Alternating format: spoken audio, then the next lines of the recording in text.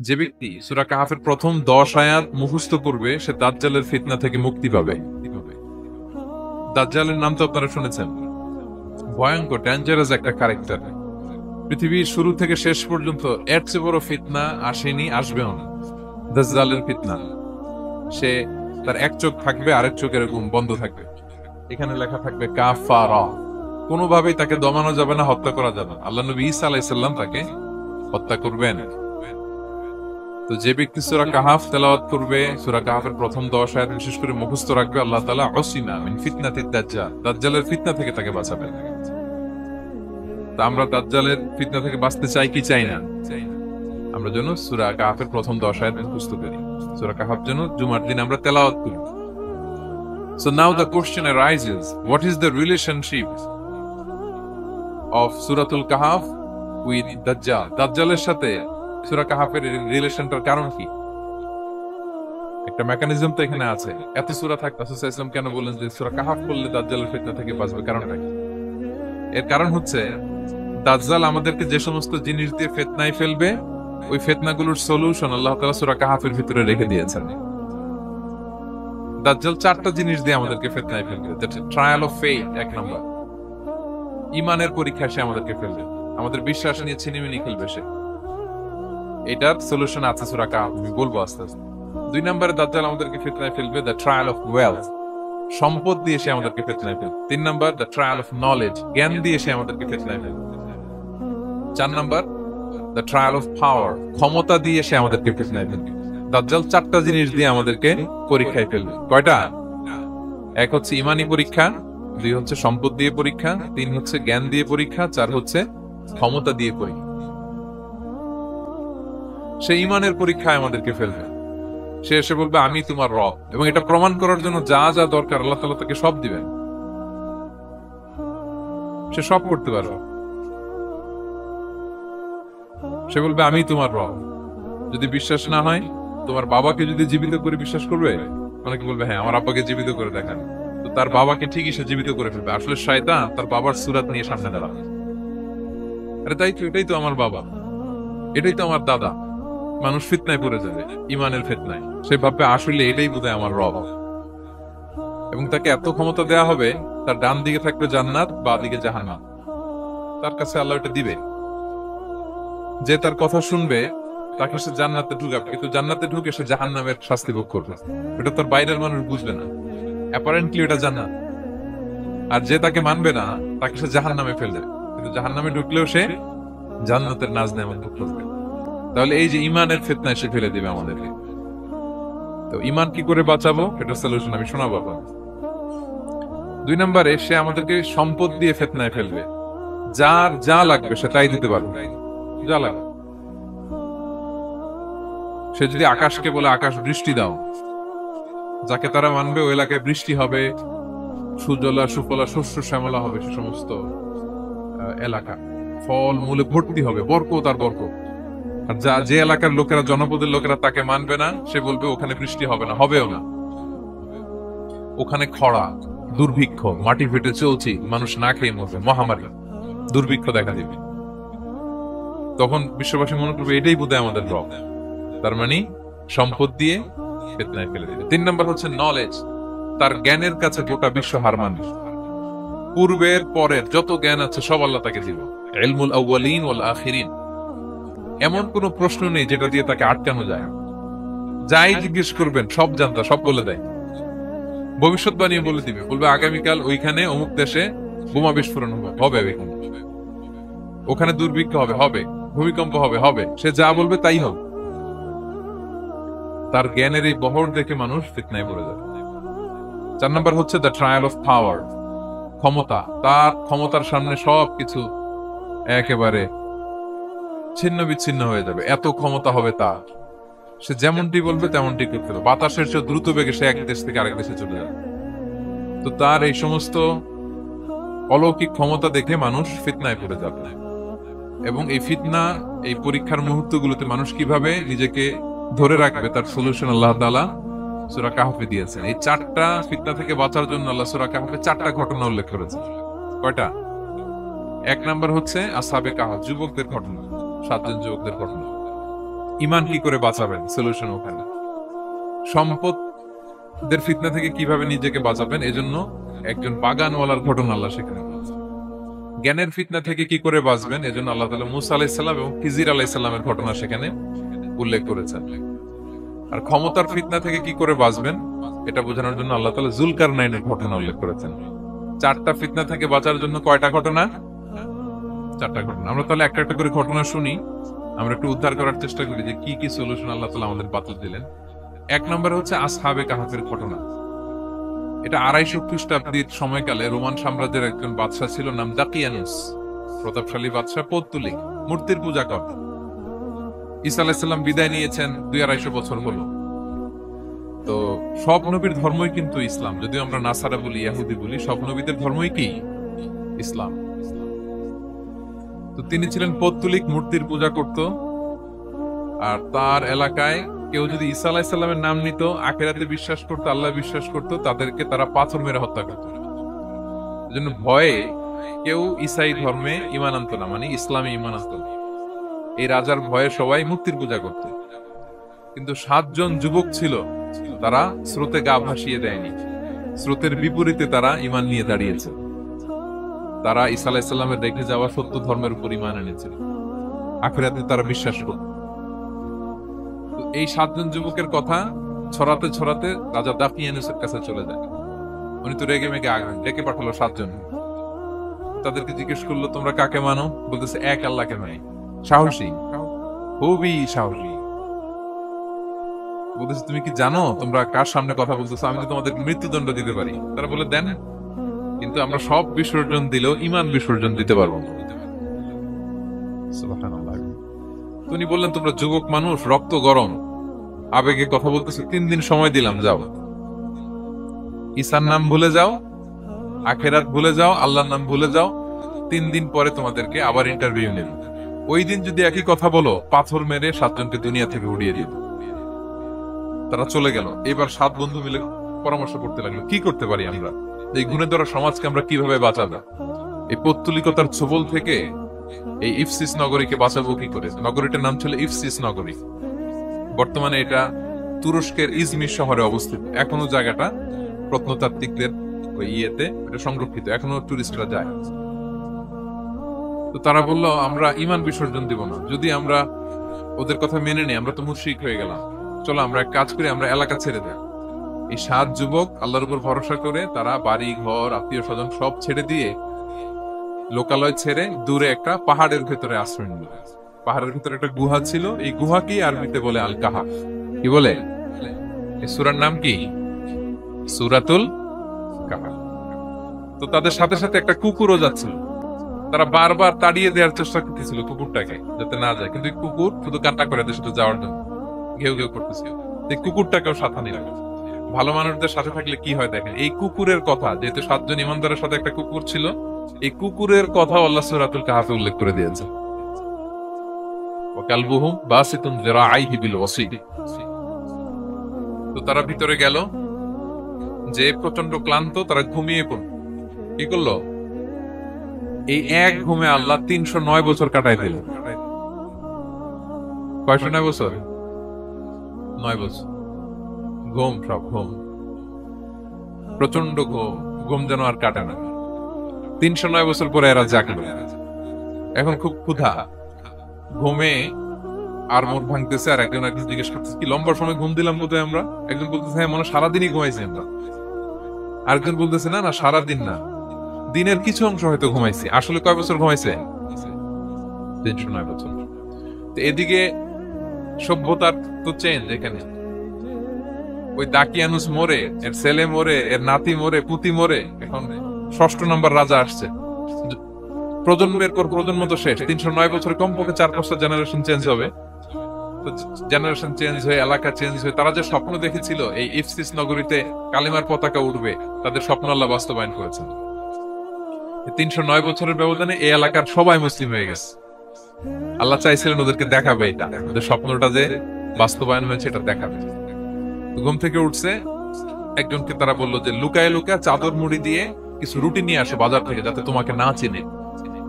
চাদর মুড়ি দিয়ে যাও। কিছু পয়সা ছিল, মুদ্রা দিয়ে দিস। তো সে যে যখন দোকানদারের কাছ থেকে রুটি নিছে আর মুদ্রা দিছে, দোকানদার বলে এই মুদ্রা কোত্থেকে আসলো? 309 বছর আগে মালয়েশিয়াতে রিঙ্গিট ছিল কিনা জানি না, যেভাবে ওরা ট্রানজাকশন করতে পারে যেটা ছিল, ওইটা যদি এখন কেউ দেয় রাজধানী বিলাসে খাবার পাওয়া যাবে? হ্যাঁ। তো রুটিওয়ালা বলে তুমি বর্তমান সময়ের মুদ্রা দাও, এটা দিচ্ছ কেন? বলতেছে এটা তো বর্তমান সময়ের মুদ্রা। বলতেছে এই যে মুদ্রার মধ্যে দেখো কোন সালের সিল দেওয়া, এটা তো শত শত বছর আগে। বলতেছে কি বলে শত বছর আগে? আমি তো আজকে সকালে বাজার করলাম, ওই বাজার করে যে টাকাগুলো ছিল ওইটাই তো পকেটে। বলতেছে বলে কি, নিশ্চয়ই তুমি গুপ্তধনের সন্ধান পেয়েছো, হিডেন ট্রেজার। বলো, মানে তার সাথে এদের কথাবার্তা কিছু মিলতেছে না। পরে তাকে ধরে ওই সময়কার রাজার কাছে নিয়ে গেছে। ওই রাজা আবার মুসলিম, সবাই মুসলিম তো ভাই। সে যা বলে এরাও কেউ বিশ্বাস করে না, এরাও যা বলে এও বিশ্বাস করে না। আর এলাকা এর বাড়ি ঘর আসবে কোত্থেকে? এর নাতি পুতি যা আছে 5-6 পুরুষ তো মরে সবাই কবরে। তখন তার কথা শুনে সবাই অবাক। তো এটা মিলানোর জন্য তারা 309 বছর আগের দাকিয়ানুস বাদশার সরকারি যে নথিপত্র, পুরাতন ছিঁড়া নথিপত্র তারা বের করে দেখি ঠিকই দাকিয়ানুস নামে এক বাদশা ছিল, আর অনেক শত শত বছর আগে মোস্ট ওয়ান্টেড 7 জন যুবক ছিল যাদের ব্যাপারে এক্সিকিউশনের অর্ডার ছিল। এখন দেখে তারা অবাক। লম্বা ঘটনা আমি শর্ট করে বলতেছি। পরে সবাই মিলে তাকে সহ ওই গুহায় গেল। গুহায় যাওয়ার পরে সে বাকিদেরকে ডাকতে গুহার ভেতরে ঢুকলো। আল্লাহ তাআলা 7 জনকে ওইখানে মৃত্যু দিয়ে দিলেন। চিরকালের জন্য এই 7 জন ঘুমায় পড়লো। আর এলাকাবাসী রাজা সহ ওইখানে তারা একটা মসজিদ নির্মাণ করলো। This is the story of আসহাবে কাহাফ। তো এলাকাবাসী যদিও মুসলিম হয়েছিল, কিন্তু আখিরাতের ব্যাপারে তাদের একটা সন্দেহ ছিল যে আসলে মানুষ মরার পরে কি আবার জীবিত হবে? মৃত্যুবরণ করার পরে আবার মানুষ জীবিত হবে? তাদের মনের মধ্যে একটা সন্দেহ ছিল যে আসলে মারা গেলে মানুষ আবার উঠতে পারে। তাদের এই সন্দেহ দূর করার জন্য আল্লাহ তাআলা এই 7 জনকে 309 বছর ঘুম পাড়িয়ে আবার জীবিত করলেন। সুবহানাল্লাহ।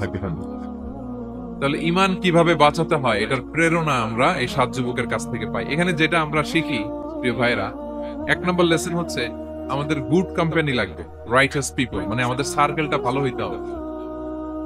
তাদের 7 জনের সার্কেলটা খুব ভালো ছিল, ফলে তারা বিপথে যায় নাই এবং তারা এমন শক্ত সিদ্ধান্ত নিয়েছে যে আল্লাহ তাআলা সেটাতে বরকত দিয়েছেন, গোটা সমাজকে আল্লাহ তাআলা চেঞ্জ করে দিয়েছেন।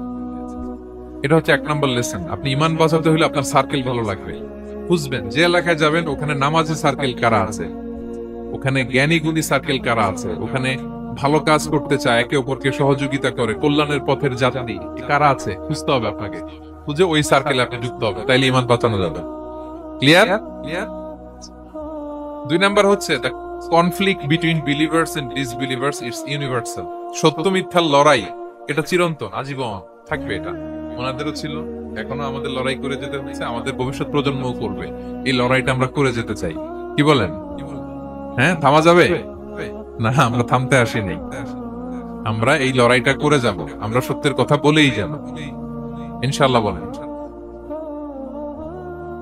3 নাম্বার হচ্ছে যে লেসনটা আমরা পাই, অনেকগুলো লেসন, আমি খুব প্রেসাইজলি বলতেছি। যুবকরা চাইলে একটা সমাজকে পাল্টে দিতে পারে। এই পৃথিবীতে যত বড় বড় বিপ্লব হয়েছে এগুলো যুবকরা এনেছে। তারা হচ্ছে সভ্যতা গড়ার কারিগর। আসহাবে কাহাফ আমাদের এই সময়ের নওজওয়ানদের জন্য প্রেরণা। তারা আমাদের জন্য প্রেরণার বাতিঘর। তারা যেমনি ঈমানকে রক্ষা করেছে, আমাদের যুবকরা চাইলেও তাদের ঈমানি চেতনাতে স্পিরিট দিয়ে সমাজটাকে পাল্টে দিতে পারে। কি বলেন? এখানে বেশিরভাগই তো যুবক। হ্যাঁ, গুড সার্কেলে থাকবেন তো আপনারা? সত্যের পক্ষে সবাই থাকবেন তো? আল্লাহ তাআলা কবুল করুন। আচ্ছা, এবার 2 নাম্বার ছিল সম্পদের ফিতনা, কিভাবে বাঁচবেন। আসহাবে কাহাফের পরে সূরা কাহাফে আল্লাহ তাআলা একজন বাগানওয়ালার ঘটনা বলেছে। 2 জন বন্ধু, একজন একটু গরিব, সে বিশ্বাসী, আরেকজন ধনী, সে অবিশ্বাসী। তাকে আল্লাহ তাআলা বিশাল বড় খেজুরের বাগান আর আঙ্গুরের বাগান দিয়েছেন, বিশাল বড়, অনেক বড় বিজনেস ম্যাগনেট। তো এই সম্পদের অহংকার সে করত। সে প্রায় তার গরিব বন্ধুকে বলতো যে তোর চেয়ে আমার সম্পদও বেশি, সন্তানও বেশি, জনবল বেশি, লোকবল বেশি, অর্থবল বেশি, সব বেশি। অহংকারে তার পা মাটিতে পড়ত না। আর সে আখিরাতে অবিশ্বাস করত এবং সে বলতো যে এই সম্পদ আমারে বাঁচাবে, চিরকাল আমাকে স্মরণীয় করে রাখবে, এই সম্পদ কোনোদিন যাবে না। অনেক বড় বড় ধনীরা আছে, তারা এরকম মনে করে যে আমি এত বড় সিআইপি, হ্যাঁ, আমি এত বড় বিজনেস ম্যাগনেট, এই দিন বোধহয় আর চেঞ্জ হতে পারে না, আমার আজীবনই বোধহয় এত পাওয়ার থাকবে, এত সম্পদ থাকবে। এটা ভুল ধারণা। এটা কি ভুল ধারণা? এই যে তুরস্কে দুর্ভিক্ষ হইল না, আপনারা দেখছেন না যে অনেক সম্পদের মালিক বাড়ি ঘর ভেঙে রাস্তার ফকির। এখন ওই যে রিফিউজিদের জন্য যে খাবার আসছে, ওখানে লাইনে দাঁড়াইছে, কারণ এখন লাইনে না দাঁড়ালে খাবারও তো মিলবে না। 1000 কোটি টাকার মালিক ছিল, ভেঙে চুরে সব শেষ। এখন রিলিফের নেওয়ার জন্য দুস্থদের কাতারে ওখানে দাঁড়াইছে, কারণ দাঁড়াইলেই কিছু খাবার পাওয়া যাবে, খিচুড়ি পাওয়া যাবে, তা না হলে তো খাবারটাও মিলবে না। এই যে বঙ্গবাজারে আগুন লাগলো আমাদের বাংলাদেশে, 20টা-25টাও দোকান ছিল অনেকের যাদের অন্যান্য বিজনেস আছে তারা হয়তো সার্ভাইভ করতে পারতেছে, কিন্তু এমন অনেক ব্যবসায়ী ছিল সব শেষ, জ্বলে পুড়ে, তার টাকা পয়সা পুঁজি স্বপ্ন সব শেষ। তো ধনীকে গরিব বানাতে আল্লাহর 1 সেকেন্ডও লাগে না। ওই বিশাল প্রাসাদ থেকে টেনে ভাঙ্গা থালা হাতে দিয়ে রাস্তায় নামাইতে আল্লাহ কয় সেকেন্ড লাগে বলেন তো? 1 সেকেন্ডও লাগে না। সো এই লেসনটা কিন্তু আমাদের নিতে হবে। এবং ওই ব্যক্তির নসিবে তাই ঘটেছিল, সে যখন অহংকার করতেছিল, আল্লাহ তাআলা আকাশ থেকে ফসবান একটা আগুন পাঠান, ওই আগুন এসে তার আঙ্গুরের বাগান, তার খেজুরের বাগান, বিশাল মাইলকে মাইল এই বাগান জ্বালিয়ে পুরো মুহূর্তের মধ্যে সারখার করেছে, এবং মুহূর্তের মধ্যে সে পথের ভিখারি, ফকির। এই ঘটনাটা এনে আল্লাহ তাআলা সম্পদশালীদেরকে রিমাইন্ডার দিলেন যে এই সম্পদের ফিতনায় তোমরা পড়ে যেও না। আমরা সম্পদশালী হলে বাস্তবতা অনেক সময় ভুলে যাই। সূরাতুল হুমাযাতে আল্লাহ তাআলা বলেন, ইয়াহসাবু আন্না মালাহু আখলাদা। সম্পদশালীরা মনে করে এই সম্পদ আমাকে চিরকাল বাঁচিয়ে রাখবে, চিরকাল বোধহয় এই সম্পদ আমার হাতে থাকবে না। এটা হাতের ময়লা, আজ আছে কাল নাই, যে কোনো সময় চলে যেতে পারে। এটা হচ্ছে ম্যাটেরিয়ালিস্টিক আউটলুক, বস্তুবাদী চিন্তা থেকে এই আমাদের ধনী ভাইদের এই সমস্যাটা হয়। ভোগবাদী চিন্তার প্রভাব আর কি। সম্পদ যখন হাতে থাকে ধরাকে সরাজ্ঞান করে, মনে করে যে সবই আমার কন্ট্রোলে। না, আপনারে ওই গরিবের কাতারে আনতে, ওই রিলিফের সম্পদ নেয়ার জন্য ওই লাইনে দাঁড় করাইতে আল্লাহর 1 সেকেন্ডও লাগে না। এটা খেয়াল রাখতে হবে। আমরা যখন প্রাইভেট কারে চড়ি, মাঝে মাঝে অনেকে এসে হাত পাতে, এদেরকে ছোট করা যাবে না।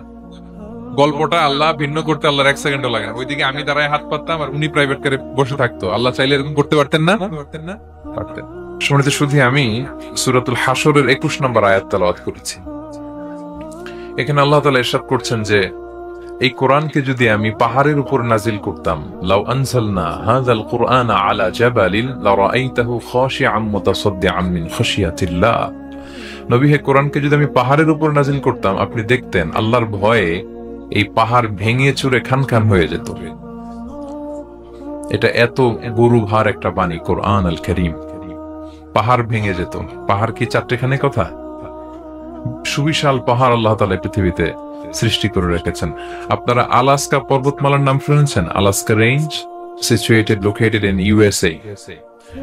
যুক্তরাষ্ট্রে একটা মাউন্টেন রেঞ্জ আছে, এটা 600 মাইল লম্বা। কয়শো মাইল? পুরোটাই পাহাড়। এটার নাম হচ্ছে আলাস্কা মাউন্টেন রেঞ্জ।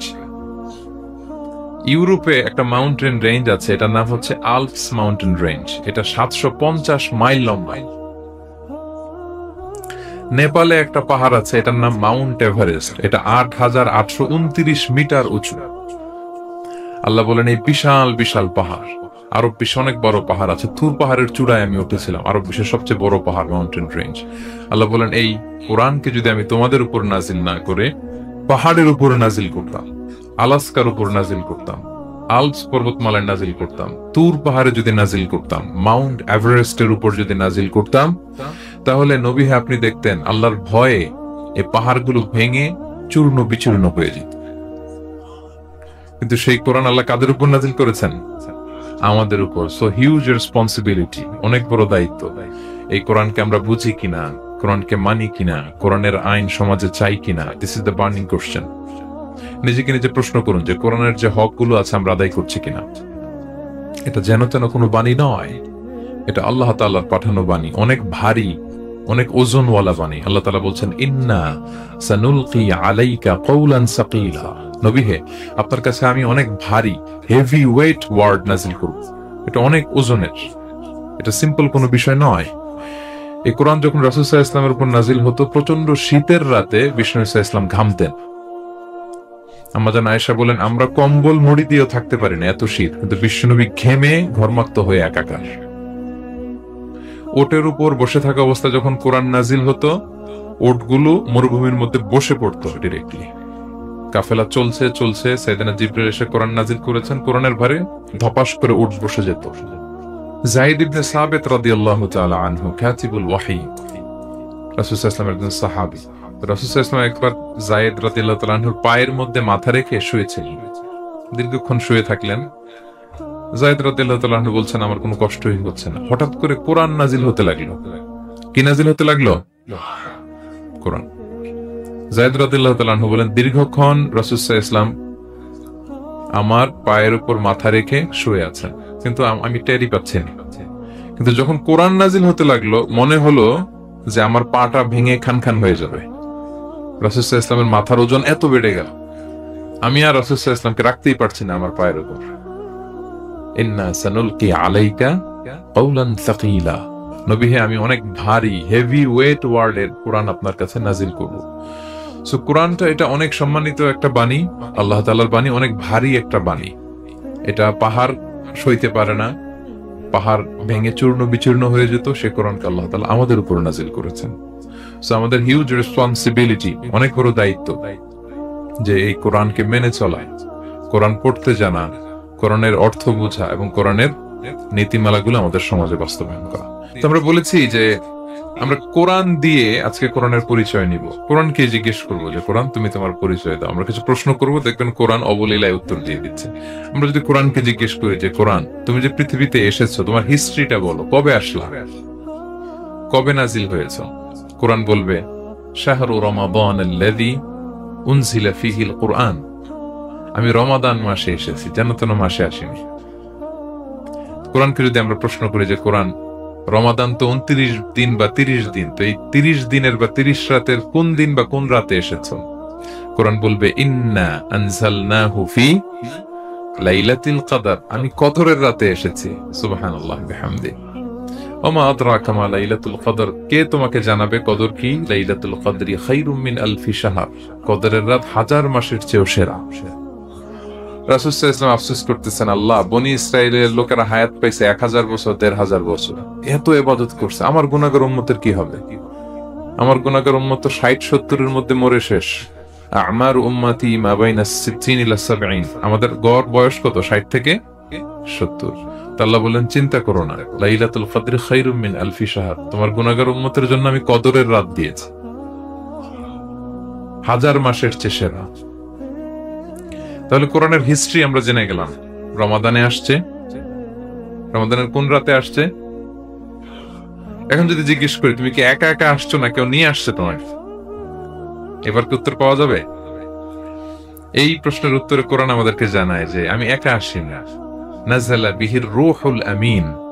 রূহুল আমিন হচ্ছে জিবরাইল আলাইহিস সালামের একটা নাম,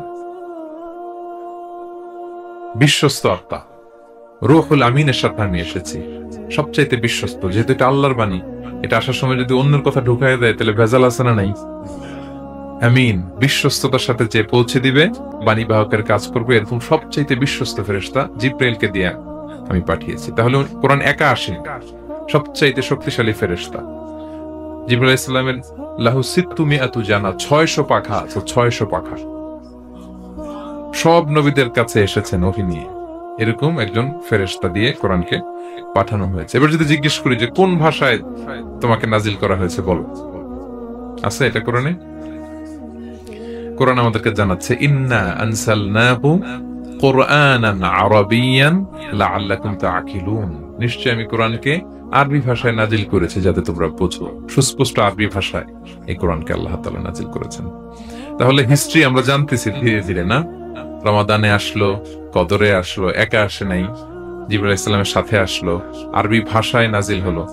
এবার যদি জিজ্ঞেস করি যে তুমি যে আসলা, তোমাকে যে আমাদের তেলাওয়াত করতে হবে, তো এই তেলাওয়াত করার গাইডলাইনটা কি, কিভাবে তেলাওয়াত করব, তেলাওয়াত করার সিস্টেমটা কি, এটা যদি আমাদেরকে একটু বলতে।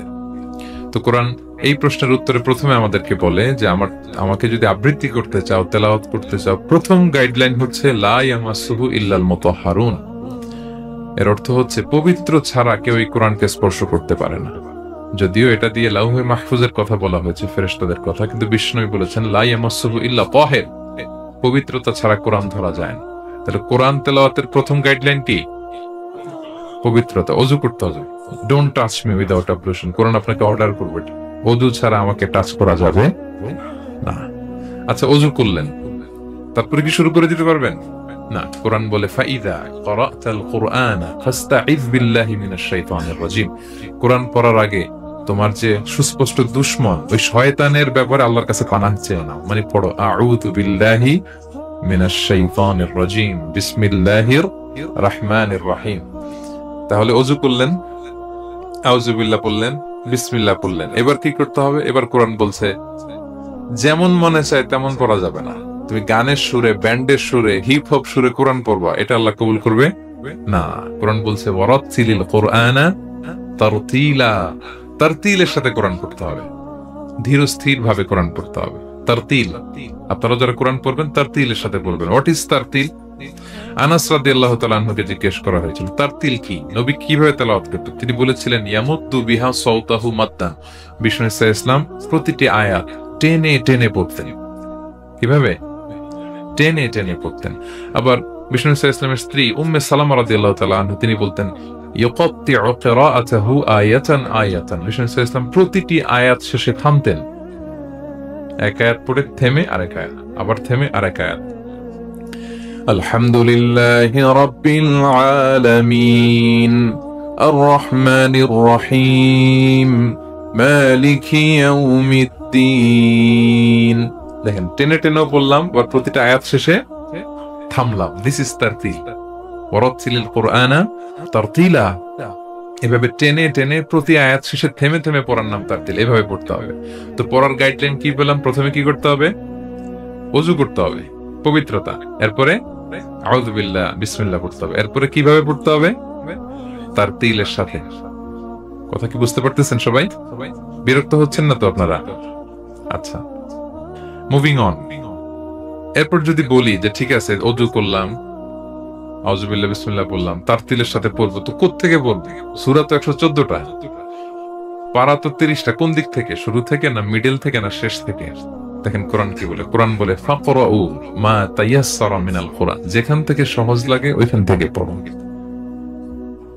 যেখান থেকে, এই যে আমরা একটু পরে মাগরিবের সালাত করবো, কোনো ধরা বাঁধা এরকম গাইডলাইন আছে যে এই সূরাটাই পড়তে হবে? সূরা আর রহমান দিয়ে না পড়লে মাগরিব হবে না, বা সূরা জিলজাল দিয়ে না পড়লে মাগরিব আদায় হবে না, এরকম আছে? ফাকরাউ মা তায়াসসারা মিনাল কুরআন। যেখান দিয়ে তোমার সহজ লাগে ওইখান দিয়ে পড়ো। শুধু বড় এক আয়াত বা ছোট 3 আয়াত এই পরিমাণ হলেই হবে, যেখান থেকে মনে যায়, যে কোনো পারা, যে কোনো সূরা। আলহামদুলিল্লাহ বলেন। বিশেষ করে ফজরের নামাজে বিষ্ণু সাল্লাল্লাহু আলাইহি ওয়াসাল্লাম লম্বা কিরাত পড়তেন, কারণ ফজরের কোরআন তেলাওয়াতটাতে স্পেশালি সাক্ষী রাখা হয়। আল্লাহ তাআলা বলছেন আকিমিস সালাতা লিদুলুকিশ শামসি ইলা গাসাকিল লাইলি ওয়া কুরআনাল ফাজর ইন্না কুরআনাল ফাজরি কানা মাশহুদা। সূর্য যখন ডুবে তখন থেকে রাত পর্যন্ত সালাত কায়েম করো, বিশেষ করে ফজরের সালাত। এ সময় ফেরেশতারা আসে, এটা সাক্ষী থেকে যায়। আমরা ফজরের সময় যেন লম্বা চূড়া তেলাওয়াত করি। ফজরের 2 রাকাতে আমরা লম্বা তেলাওয়াত করি। এবার কোরআনকে যদি জিজ্ঞেস করি যে কোরআন তোমার পৃথিবীতে যে এসছো, তোমার অবজেক্টিভটা কি, নাজিলের উদ্দেশ্য কি, কি উদ্দেশ্যে আল্লাহ তাআলা পাঠিয়েছেন? কোরআন আমাদেরকে জানাচ্ছে আলিফ লাম রা কিতাবুন আনজালনাহু ইলাইকা লিতুখরিজান নাসা মিনাল যুলুমাতি ইলান নূর। এই কোরআনকে আমি নাজিল করেছি যাতে অন্ধকারাচ্ছন্ন মানুষগুলোকে নবী হে আপনি আলোর দিকে নিয়ে যেতে পারেন। I have revealed this holy book to you in order to lead the mankind out of darkness into the light. কোরআন আমাদেরকে আলোর দিকে নেয়। কিসের দিকে নেয়? আলোর পথ দেখায়, মুক্তির পথ দেখায়। তো মুক্তির জন্য আমি এই কোরআনকে পাঠিয়েছি। এবং কোরআন পাঠিয়ে আল্লাহ তাআলা গোটা বিশ্ববাসীকে চ্যালেঞ্জ করেছেন যে পারলে এরকম আর একটা কোরআন বের করে আনে, লিখে আন। পারবে নাকি গোটা বিশ্বের সবাই মিলে? আমরা যখন বই লিখি, বইয়ের ভূমিকাতে লিখি যে মানবিক দুর্বলতার কারণে বা আমার জ্ঞানের কমতির কারণে কিছু ভুল হতে পারে বা টাইপো মিস্টেক হতে পারে, কেউ যদি আমাদের ভুলগুলো ধরিয়ে দেন আমরা শুদ্ধ করে নিব। প্রত্যেক লেখক লেখে যে আমার 3টা বই বেরোয়েছে, আমি এটা লিখছি শেষে, যে কিছু টাইপো মিস্টেক হতে পারে বা আমার ভুল হতে পারে, জানালে আমি পরবর্তী সংস্করণে কি করব, শুধরে নিব। কিন্তু কোরআন ব্যতিক্রমে, সব লেখক বলে ভুল থাকলে বইলেন, কোরআন বলে পারলে ভুল খুঁজে বের করো। কোরআন শুরুতেই বলতেছে যালিকাল কিতাব লা রাইবা ফি, this is the book, the most authentic and original book in the world, whereof there is no doubt in it, এর মধ্যে কোনো সন্দেহের অবকাশ নাই, পারলে ভুল খুঁজে বের করে দেখাও। তার মানে গোটা বিশ্ববাসীকে আল্লাহ তাআলা চ্যালেঞ্জ ছুড়ে দিয়েছেন, চ্যালেঞ্জ দিয়ে বলেছেন ওয়া ইন কুনতুম ফি রাইবিম মিম্মা নাযালনা আলা আবদিনা ফাতু বিসূরাতিন মিন মিথলি ওয়াদউ শুহাদাআকুম মিন দুনিল্লাহি ইন কুনতুম সাদিকিন। যদি মনে করো যে কোরআন বিশ্বনবী বানিয়েছে, যদি সন্দেহ করো আমার বান্দা মুহাম্মদের উপর যে কোরআন নাজিল করেছে এটা যে তার বানানো মনে করো, পারলে আরেকটা বানায় নিয়ে আসো। পারে নাই। পৃথিবীর সবচাইতে বড় বড় সাহিত্যিক পণ্ডিত ছিল তখনকার সময়ে মক্কায়, পারে নাই তারা। তারা অনেক চেষ্টা করে যেই কথা বলছে এটা কোরআনের পক্ষেই চলে আসছে। একজন অনেক ট্রাই করতেছে যে কোরআনের সবচেয়ে ছোট সূরার মতো একটা লাইন সে বানাতে পারে কিনা। সবচেয়ে ছোট সূরা কোনটা? কাউসার। তো সে পড়তেছে ইন্না আ'তাইনা কাল কাউসার ফাসাল্লি লিরাব্বিকা ওয়ানহার ইন্না শানিআকা ওয়াল আবতার। এরপরে মিলায় এক লাইন বানাইছে যে লাইসা হাযা মিন কালামিল বাশার। অর্থ হয়ে গেছে অন্যরকম। এটার অর্থ হচ্ছে এটা কোনো মানুষের কথা নয়। ইন্না আ'তাইনা কাল কাউসার ফাসাল্লি লিরাব্বিকা ওয়ানহার ইন্না শানিআকা ওয়াল আবতার। সে মিলায় বানাইছে এক লাইন, সেটা হচ্ছে লাইসা হাযা মিন কালামিল বাশার। এটা কোনো বাশার, মানুষের লেখা হতে পারে না। আল্লাহু আকবার। তো আল্লাহ তাআলা চ্যালেঞ্জ দিয়ে বলেছেন শুধু তোমরা না, পারলে জিনদের সাথে একটা কনফারেন্স করো। কুল লা ইন ইজতামাআতিল ইনসু ওয়াল জিন্নু আলা আইয়াতু বিমিসলি হাযাল কুরআন লা ইয়াতুনা বিমিসলিহি ওয়ালাউ কানা বা'দুকুম লিবা'দিন যাহিরা।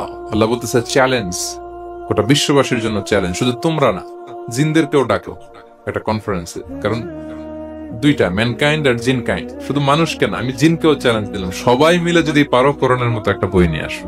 পারবে? পারবে না। গোটা বিশ্ববাসী এই চ্যালেঞ্জের কাছে হার মেনেছে।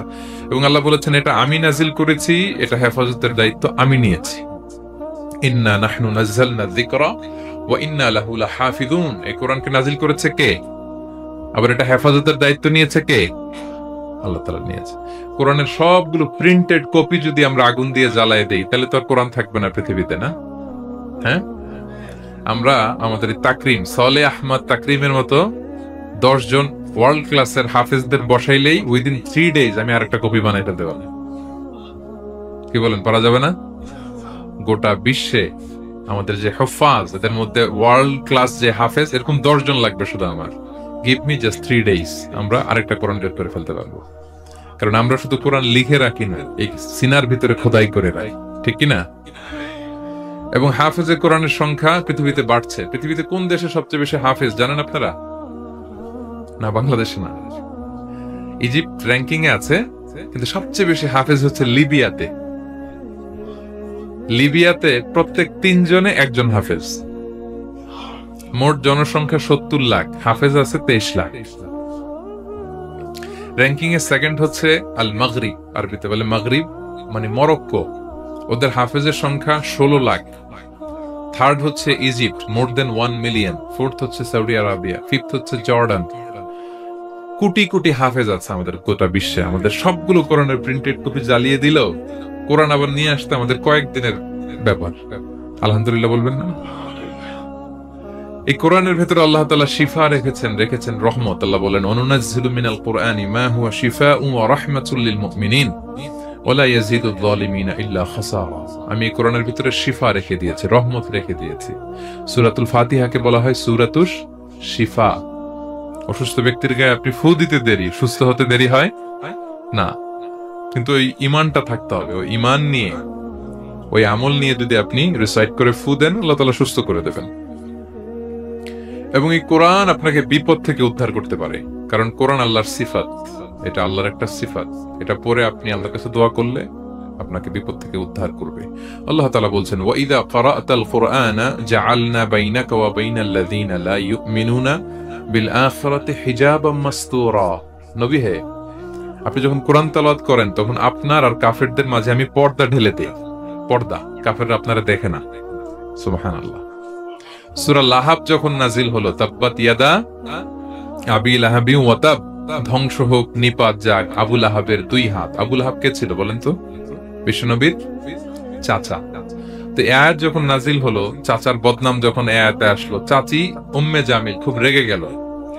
সে যখন নমুসলিমদের কাছে শুনতে আরম্ভ করলো, কি আমার স্বামীর ব্যাপারে কটূক্তি, আজকে মোহাম্মদের খবর আছে, আতাইনা ওয়া আবাইনা ওয়া আমরাহু কালাইনা, আজকে মোহাম্মদের একদিন আর আমার একদিন, একটা স্পরস্পর করে ছাড়বো। রেগে মেগে, খুব জাত্রের মহিলা ছিলেন, আসতেছে।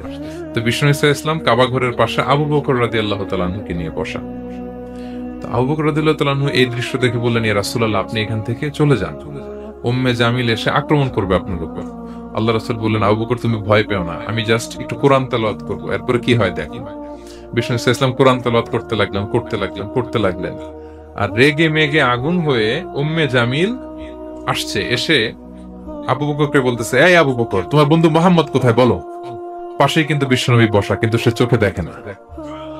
সুবহানাল্লাহি ওয়া বিহামদিহি। জাআলনা বাইনাকা ওয়া বাইনাল্লাযীনা লা ইউমিনুনা বিল আখিরাতি হিজাবাম মাসতুরা। নবী, আপনি যখন কোরআন পড়েন, কাফেরদের আর আপনার মাঝে আমি কি এঁটে দেই? পর্দা এঁটে দেই, ওরা দেখে না।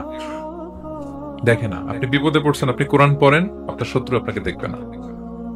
হিজরতের রাতে বিষ্ণু ইসলাম আবু বকর রাদিয়াল্লাহু তাআলা আনহুকে নিয়ে গারে সাউরে আশ্রয় নিলেন।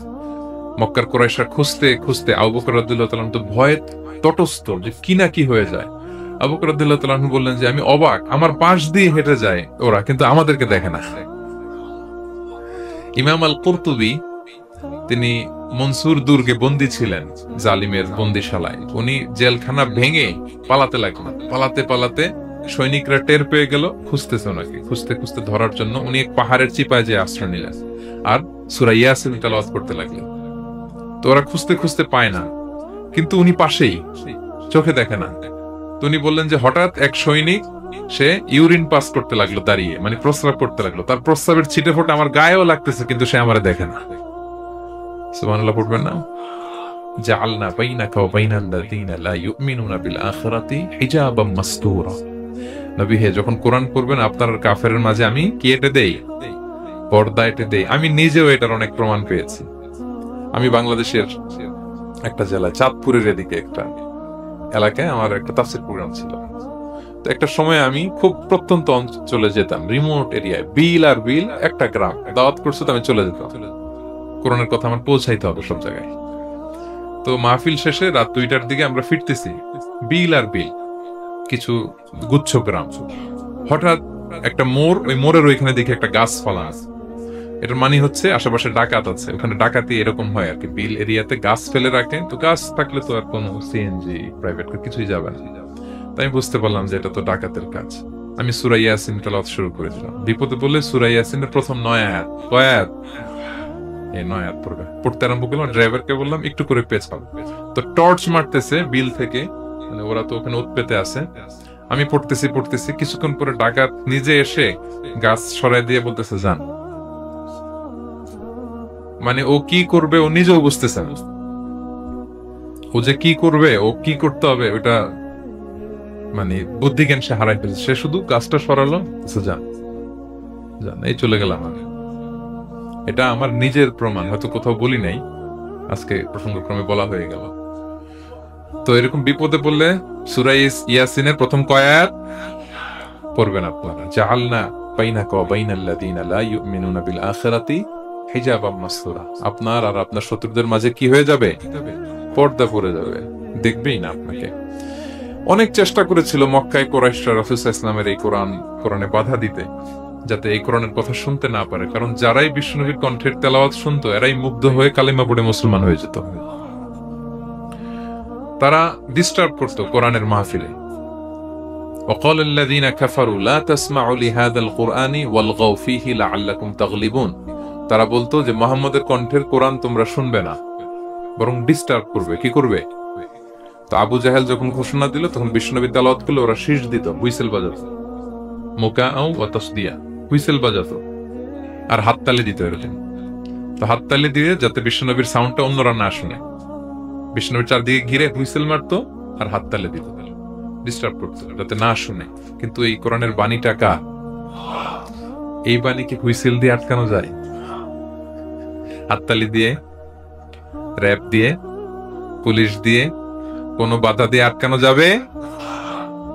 যাবে না। পৃথিবীর কোনো শক্তি দিয়ে এটাকে আটকানো যায় না, এটা তো আল্লাহর বাণী।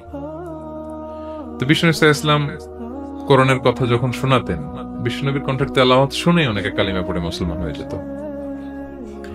তো আবু জাহেল কোনো দিশা না পেয়ে পরে মক্কার যে পার্লামেন্ট দারুন নদওয়াতে বিল উত্থাপন করলো যে আজকে থেকে মুহাম্মাদের কণ্ঠের তেলাওয়াত কেউ শুনতে পারবে না, কেউ শুনতে পারবে না।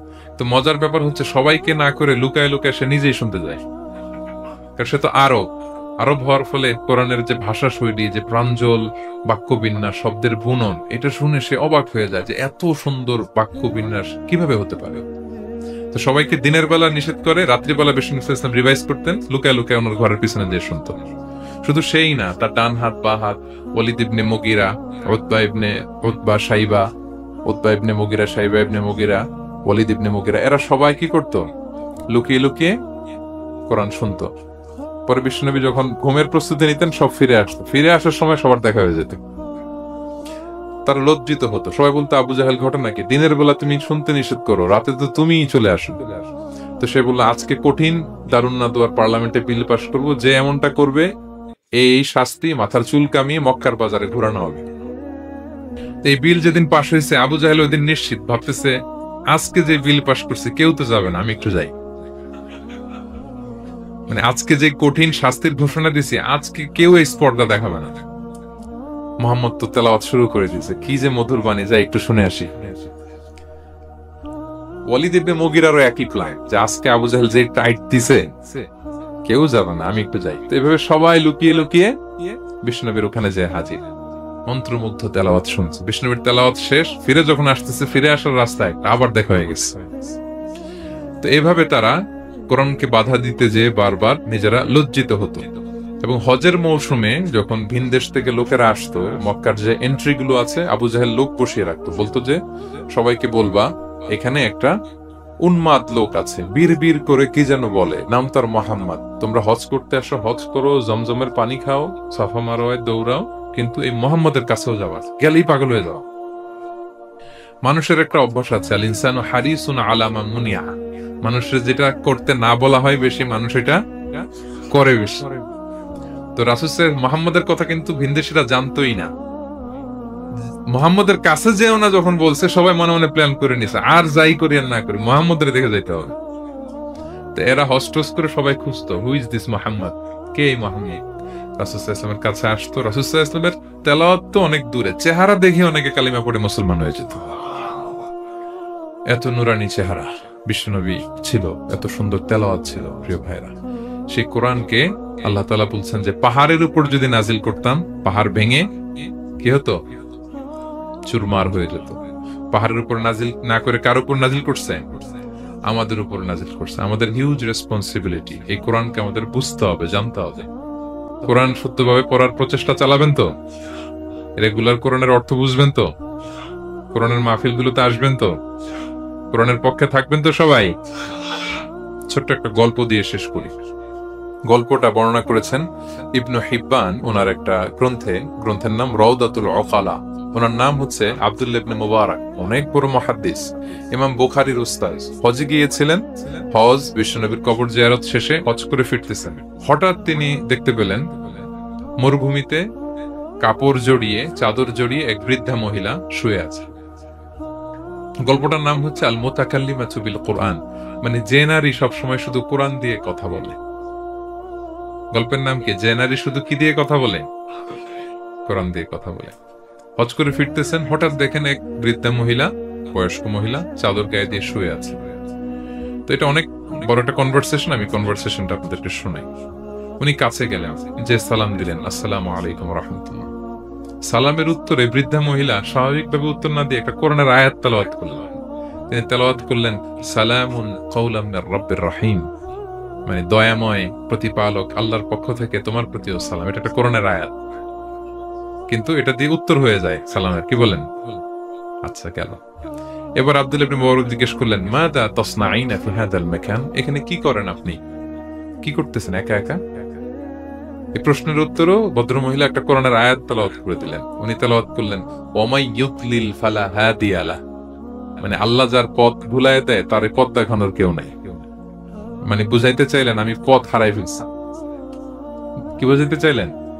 পথ হারাই ফেলছে, মানে উনি এমন ভাবে কোরআনের আয়াত চুজ করে যাতে উত্তর হয়ে যায়।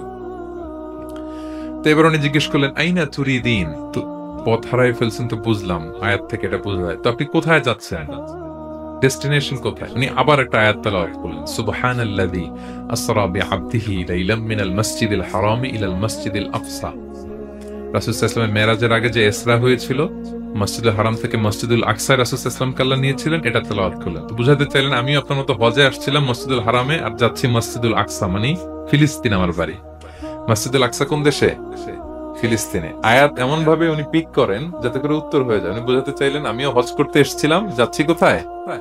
ফিলিস্তিন, মসজিদুল আকসা যে দেশে আছে। তো উনিও বুঝে গেলেন যে তাহলে আপনি মসজিদুল আকসায় যাচ্ছেন। এবার জিজ্ঞেস করলেন আনতুম মুনযু কাম ফি হাদাল মাকান, তো এখানে একা একা পড়ে আছেন কয়দিন?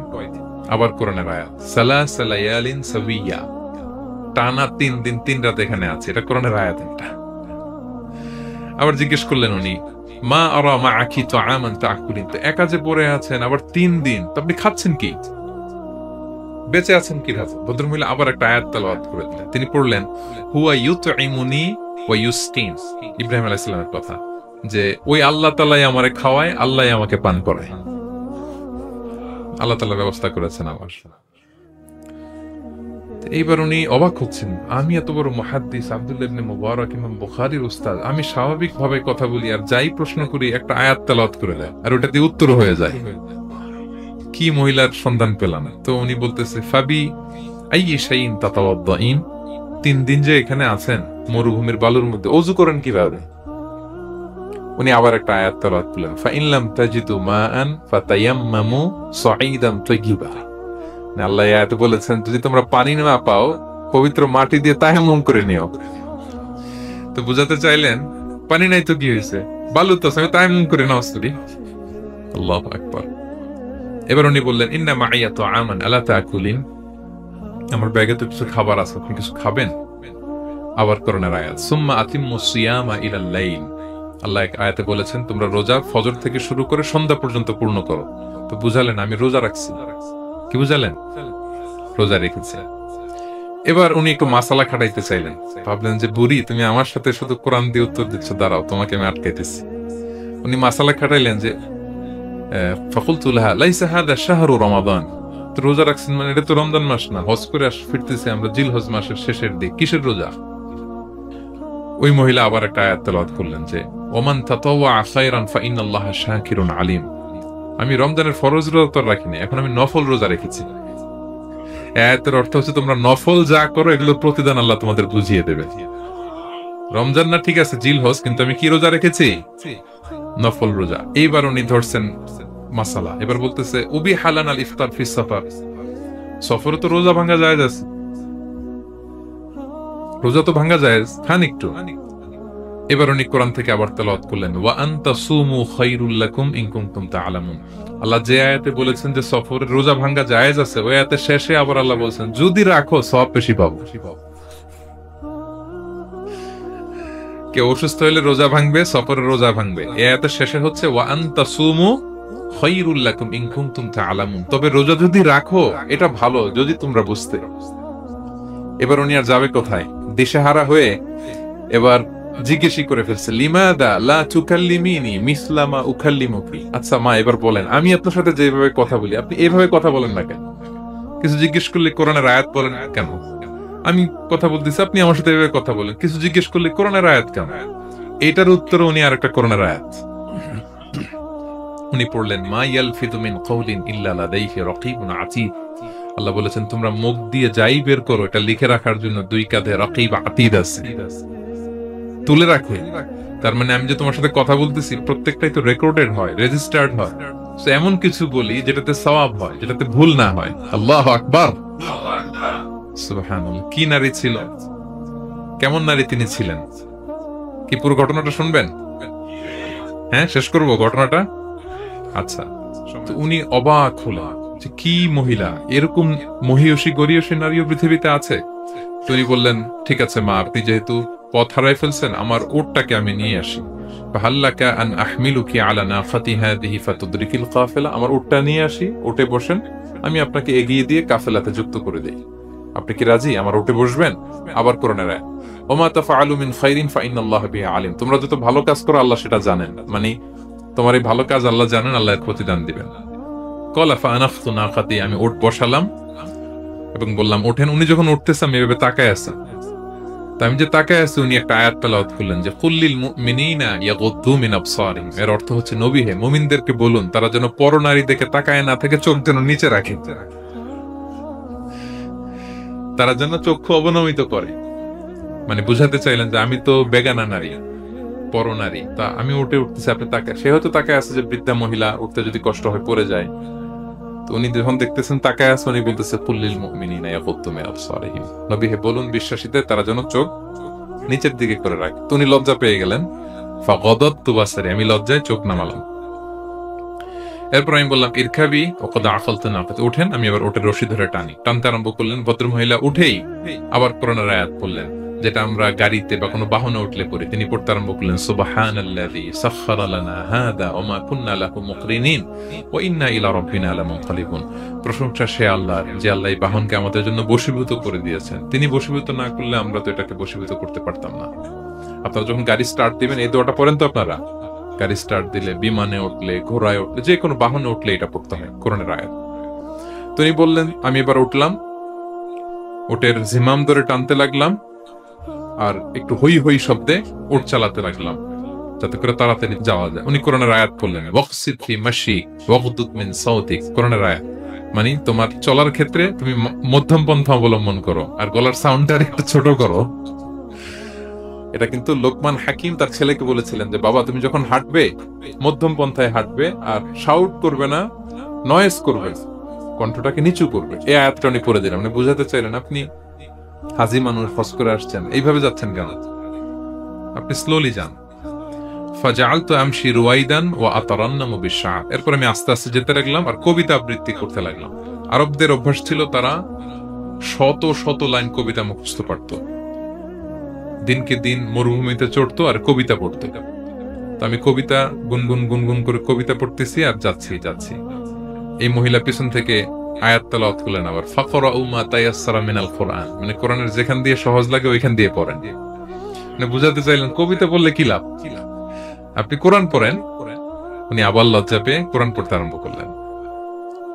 এবার যেতে যে কাফেলা থেকে উনি মিসিং, যে ক্যারাভেন থেকে মিসিং, ওই ক্যারাভেনের সাথে যুক্ত হলেন। এবার জিজ্ঞেস করলেন যে হাদিহিল কাফেলা মান লাকি ফিহা, এই তো আপনার কাফেলা, এখানে কে আছে আপনার, কেউ আছে? আবার কোরআনের আয়াত, আল মাল ওয়াল বানুনা জিনাতুল হায়াতিদ দুনিয়া, অর্থাৎ সম্পদ, সন্তান, এগুলো আল্লাহর দেয়া নেয়ামত।